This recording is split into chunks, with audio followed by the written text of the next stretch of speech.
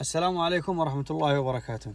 طبعا اليوم عندنا قصة لرجل من إب، تحديدا من بعدان. الرجل هذا كان يرعي الأغنام.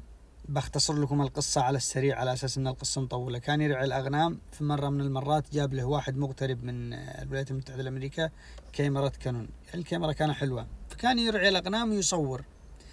أنشأ له حساب في منصة فيسبوك، فكان ينزل الصور اللي يصورها وهو يرعي الأغنام في المنصة هذه.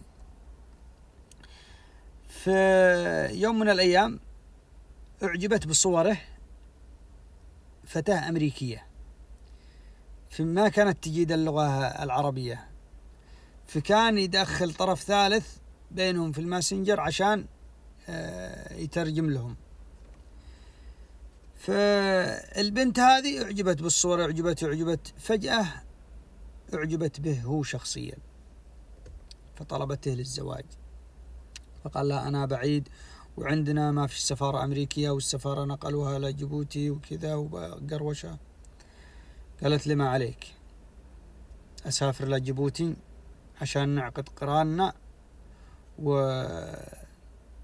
ونتزوج. الرجال وافق وراح سافر جيبوتي، وهذه حجزت من أمريكا والتقوا في جيبوتي. كانت أول لقاء لهم، فأجروا تزوجوا. قعدوا تقريبا أسبوع أو أسبوعين، وكل ذهب إلى وين؟ إلى بلده على أساس تتم المعاملة عن بعد.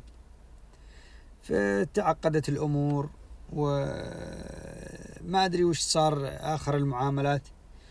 فتواصلت أنا والولد قبل فترة، يقول لي لا زالت المعاملة جارية. تقريبا الكلام هذا صار له 5 أو 6 سنوات. فأسأل من الله العلي العظيم إن الشاب هذا يلقيه في حبيبته الأمريكية في أمريكا. وهذه صورة الشاب.